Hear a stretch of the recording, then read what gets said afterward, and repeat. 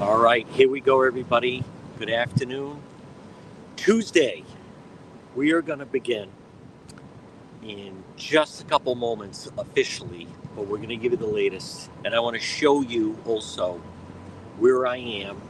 First, I want to start that obviously the manhunt continues right now, and we are live on Facebook and also on YouTube.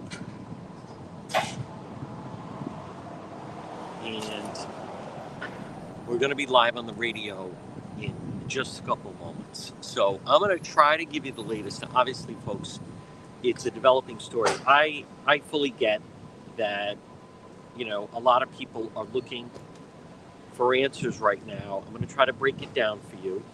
And Pete says we're ready to go.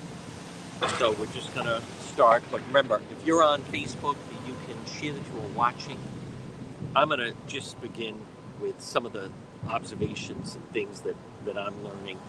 I first want to tell you it is nice in the sun. It's a little warmer than it was yesterday, but it is still bitterly cold. I think that's good. I'm going to show you why we're here in just a moment, and I believe this can work. And I want to show you the growing memorial that we have, and you're going to see people coming behind me, and those that are watching, and you can see them putting flowers at this growing memorial. So this is the building.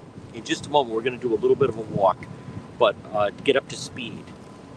So there's going to be a press briefing later this afternoon at, I believe it's going to be 5 o'clock. We'll obviously be there. We'll bring it to you live again. I believe I'm going to be live with Greta on Newsmax at 4 o'clock. And then tomorrow morning, live on Court TV with Julie Grant for the latest on the manhunt. And then also the latest with the Ryan Walsh sentencing tomorrow. But obviously, everything for the next hour is going to be on the manhunt. Now, I want to break this out a little bit, and I want to be very clear. I know people are expecting that this thing just gets solved right away. It just doesn't work that way. I can tell you that based on the information, hopefully, as I've been up on here on the east side since this morning. Those of you who've been watching on Facebook, we're also live on TikTok. We've been doing some updates, nothing extensive, just because you want to be ready to roll. But this is, right now, the east side of Providence is the safest place in the United States. It is like a military base up here. So now, remember, I know they're saying, and people are saying it's day 4 of the manhunt, and that is technically true. But remember, so this happened, and I'm going to show you in the building right behind me, and that's why right behind me on this side. And we'll do a little walk and talk, and I'm hoping, I think, Pete, that it should work just fine. But let me just switch our camera angle. Hold on, everybody. Bear with us. I don't know about you. I did not really sleep last night. But this is the building, essentially, where it happened. Now, this, we're going to do a little walk. So here is the memorial right down here. Now, I also want to be clear. This has become almost like solemn ground. You can see this person got stopped, and they're doing an interview with this individual who's bringing flowers. You can see some people bringing flowers right over here. And so now that's Waterman right up there. And we're going to just kind of go by them a little bit. and then there's a table set up, but you can get a sense of this is in fact, you see the growing memorial, and you also, no, go right ahead. No, that's okay. And then you can see all the people that are leaving roses, and flowers, I should say, with this growing memorial that is here. And then, this really has become like the center. This is where some of a lot of the students have been gathering. It's a very emotional. That's why we're not actually going to stay right up on top of it. But this is where you can see the biggest memorial that I've seen here on the campus. And I'm just trying to weigh sensitivity because I have seen students come here and they get very, very emotional, and I don't want to interfere with that. So we're going to go around. I do want to show they have they have beautiful photos of the two students that lost their lives. And this has become a very solemn, very, very almost like sacred ground here on the campus. So there you see the two victims right there, and then obviously Brown. It's so tragic. I want to tell you folks, with everything going on, to me, this certainly brings it all really home of the impact that this whole thing has had. So we're going to go back. I want to give people space here, like I said. And you also have the media across the street. There's media still arriving basically every day. You can see this entire building is still mapped off. Now, the other side, we have been on the other side. So I'm trying to just look at different angles and then want to give you the latest. I think, I know, listen, I follow like everybody else. I'm following the national media, and they're being pretty rough on the locals. I don't think that way. I want to be very clear with everybody that, to be very clear, as many of you know, I have a lot of faith in the Providence Police Department, and I have a lot of faith in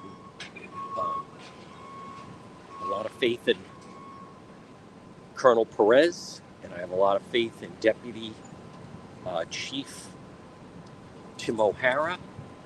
I think, as I've talked about, I think they were thrown into a difficult situation. Now, I know that people want to hear, like, okay, so like, what's the latest and what's going on? Well, the latest is the manhunt is still going on, and there's no update. We're expecting to give us an update later this afternoon. If you didn't see the press briefing, then you're not going to be as up to speed. The police are trying to provide information. I know a lot of people. I mean, for those of you that watch the briefing, obviously, I was the one asking the question and asking about what did the individual yell something when they entered the auditorium. If you were watching the update earlier this morning, we are piecing together the steps. So hopefully this afternoon at the briefing, we'll get more footage. I can tell you that I've seen FBI, obviously the Rhode Island State Police, and the Providence Police are basically on every corner. So you do have a tremendous police response here and the canine. But I want to be very open with everyone. I know some people, here come some more people that are bringing flowers, and you're going to see them come right by the picture. So those that are watching, again, we are on AM 1380 and 99.9 FM, but then also you can also listen at depetro.com. So you're going to see these two young students entering, and they have flowers. And I think it's important to show just how much, and here's even another student. I mean, it's really nonstop, and a lot of the students are being driven by people because obviously it's pretty hectic over here, and it's very emotional for a lot of people. And I know I don't want to just then burst in on someone and say, hey, do you want to say something, because the emotions are very, very raw, as one would imagine. And you just saw the different students. So, but this is this to me, it really hits home just how violent this was. Actually, it's a nonstop of people that are bringing flowers. I may even flip it so then you can watch that. I think that may be more interesting. So, but I get that people want answers, and people, I'm reading the stuff online where people are saying, how can they not know? And all these cameras, and, it's just, yeah, I think this could work out better. So then you get a sense, and you're going to be able to see everyone that is then coming and dropping off the flowers at this makeshift memorial. So they have not. We have not heard about any other people of interest. We have not heard of anyone that is being detained. We have not heard about anyone that is in custody. And for those that are watching, so I do want to show you, straight ahead is Waterman. We are on Brook, so the building where this took place is right between Brook and Hope Street. Now, the shooter exited on the Hope Street side on the other side. Now, there's numerous ways to get into this building, but it does seem to be that a lot of people would enter right at the entrance that you see in front of you. So it's a little bit of a different day. I'll say this: I see a huge police presence. At one point, I even thought, like, are they about to grab someone? But let's go with what we know. I think that video that you saw of the individual, the way he was walking, and the way he was walking, if you haven't seen it, the video is posted. We have it posted on, it's obviously on X, it's on Facebook. I think they've done a good job getting that video out of the person that they believe to be the shooter. And it's 2 hours ahead of time. And he's on actually the other side from where we are, but we were there this morning. I can show you.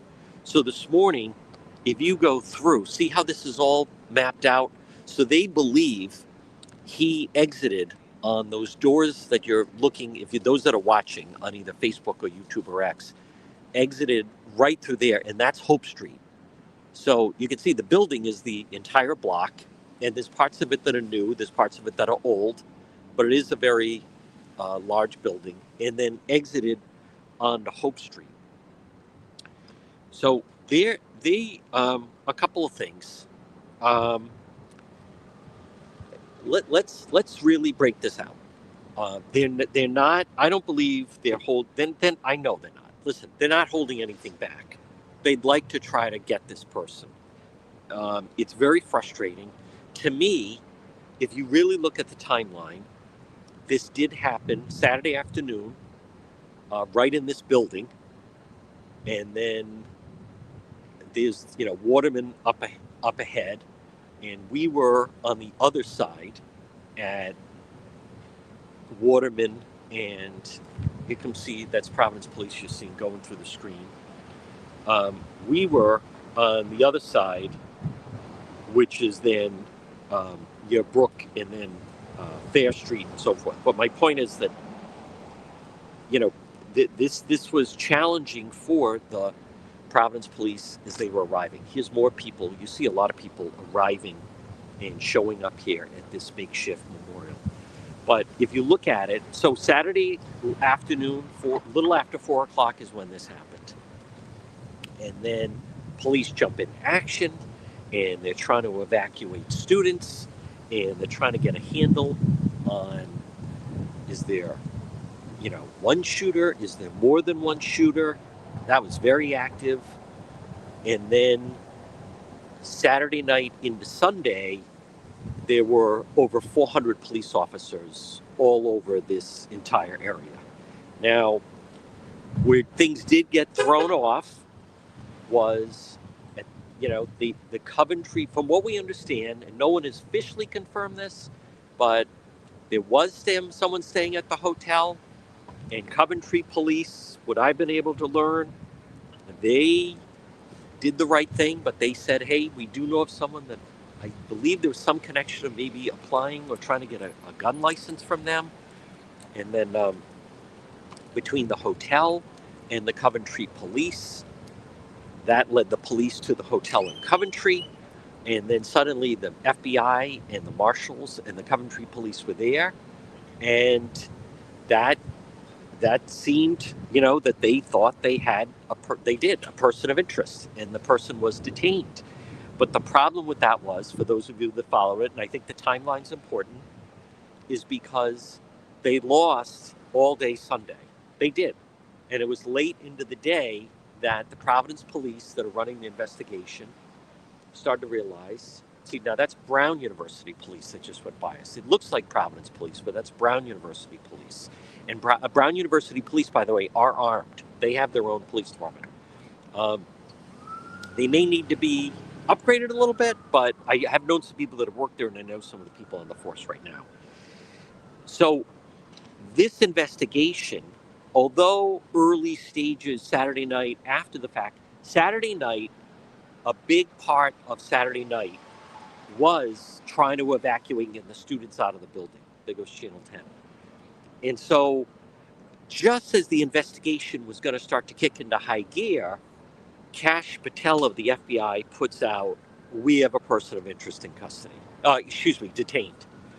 And that, so it threw off. So the investigation really never started to click in. They did get a video that they'd released Saturday night that showed the individual that they believed to be the suspect.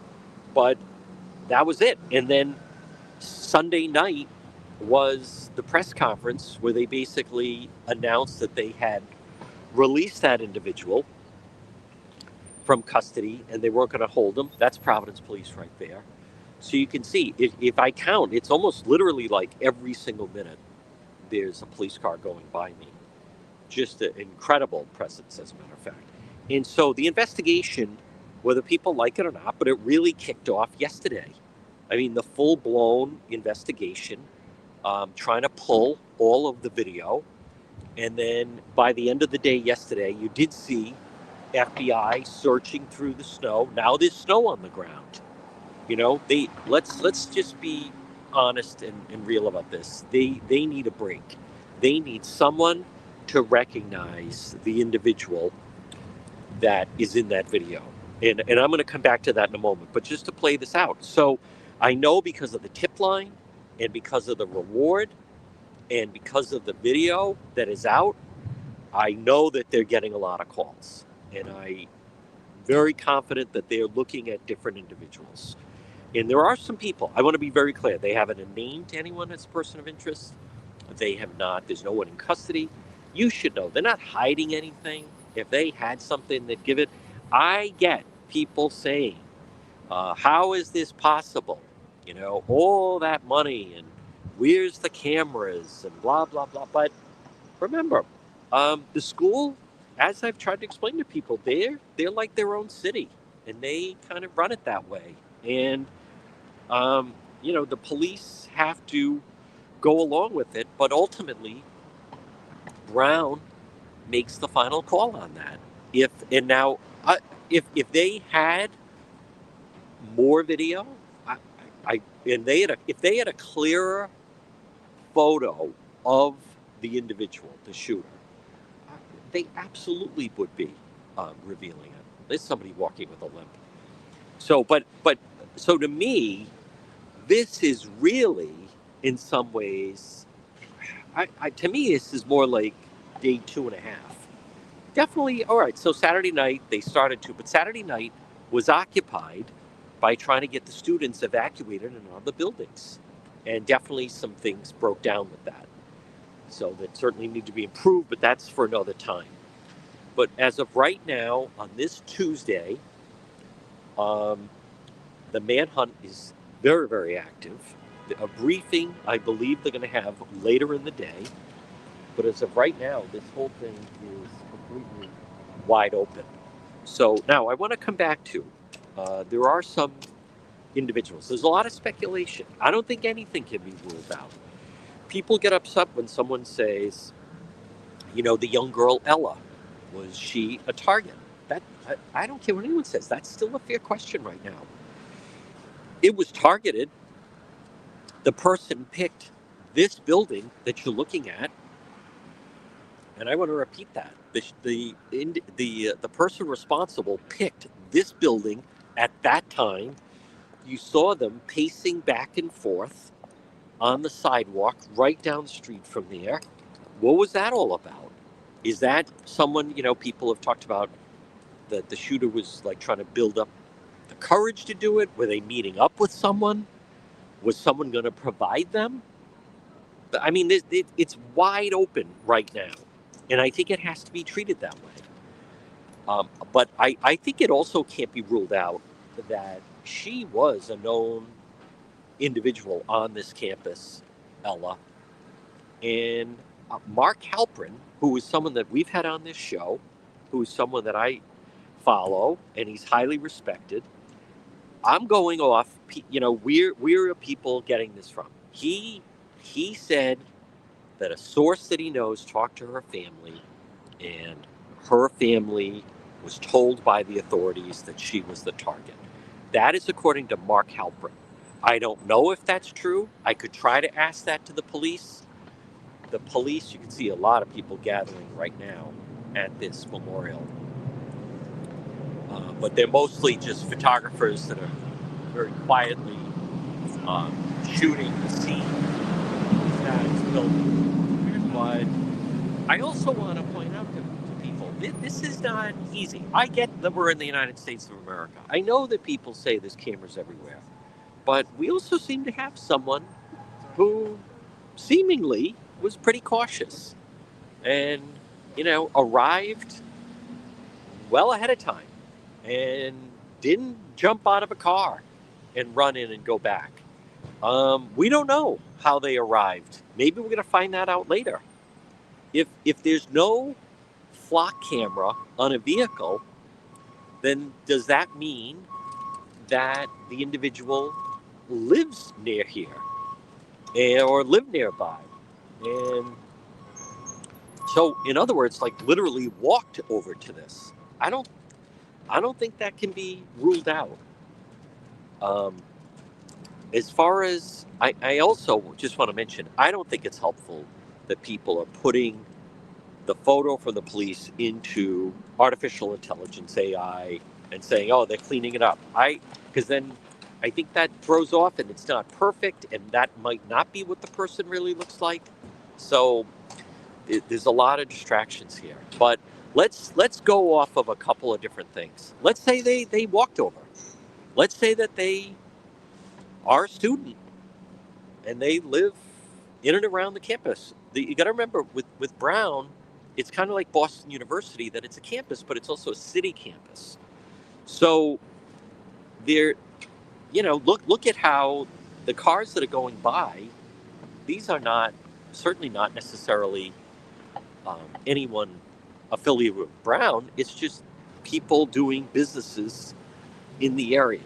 Now, I am also aware of a photograph and an individual that some people are putting out, and they're claiming that they believe they know who it is. I saw that as well, but I have not seen anything. I haven't received anything from the police. So I'm not about to name anyone, although if you are a subscriber, I did send you that one of the people who on different social media, and it could be false, by the way, but one of the people that is being mentioned on social media is someone that I kind of had a confrontation with during one of the protests. So I recognize that person. I recognize that person because they have, I'm not going to say an odd name, but they have an unusual name, and it's a foreign name.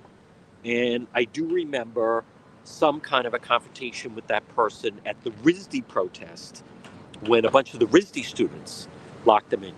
Everyone's focused on Brown, but RISD is not far away.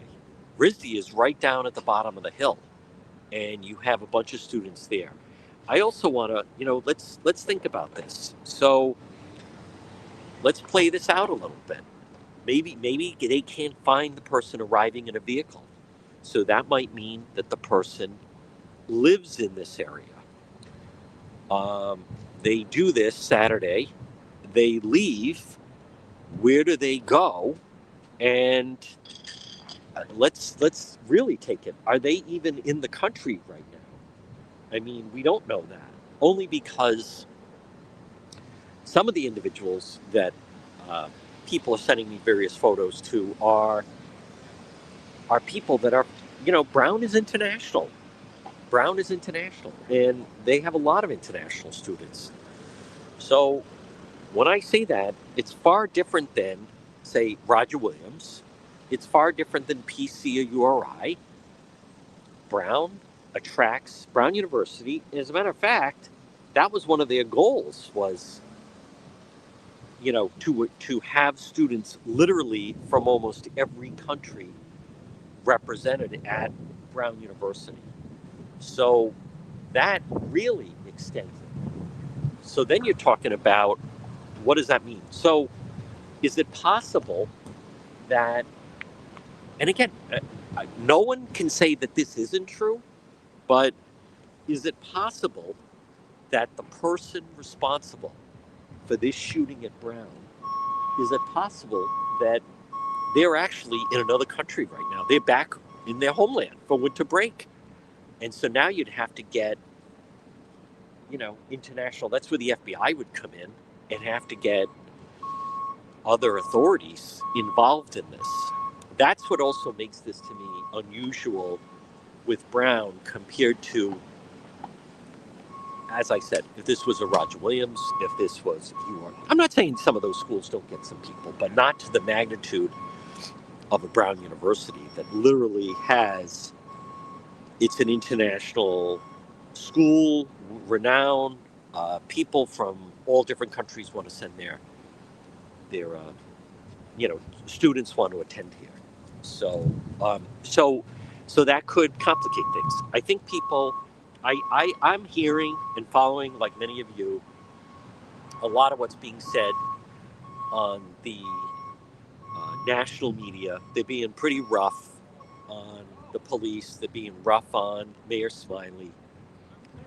There's a lot of things that threw this off from the jump, so to speak. And I also, I think, is this someone walking with a cross? I can't tell. It might be. Okay, so that's interesting. You got to enter your photo picture right there for those that are watching. It seems to be. And so, but I really want to stress that this is not an easy investigation. And people mention the Boston Marathon. Now remember, the Boston Marathon happened on a Monday afternoon, right around 2 o'clock, thereabouts. And then it was not until late day Thursday that they released the photos where people started to recognize the two brothers, the Chechens, who were the people ultimately responsible for the Boston Marathon. So that was a Monday. Now again, that was really remarkable. They had tremendous footage right there around the Prue where they were able to pick up those two brothers. And this is a little bit different. I think if this incident, and I think this is important for you to know, if this incident had happened on their street, well, then you have more activity, then you have more cameras, and then you have potentially, more. That's not where this happened. Right outside this building, on the other side, on Hope Street, it's pretty quiet. And I was over there, obviously this morning. I've been all over here since Saturday night, and it's a residential neighborhood. The other side, when you start to go down Manning, and then you go down Cook, and then you go down, some of these other streets, it's very residential. So then you have to hope that some people have some Ring camera. People are away for the weekend. My point is, I think what this is going to take is for people to really get the word out, and then someone, they may need to get lucky. They may need someone somewhere to look at the way that person walks and essentially say, I know who that is. So, um, unless, right now, it is a little, it's a little stagnant. Yep. So it is, I want to repeat, I have full faith in the Providence Police. Um, I think I know they have very experienced detectives. They have the state police here. Right now it's 1:30 on this Tuesday. Being outside here was pretty comfortable when I was in the sun. And then the sun is going around a building, and then suddenly it's very, very brisk, to say the least. But we can gut it out for the next half hour. So, law enforcement, they are working around the clock.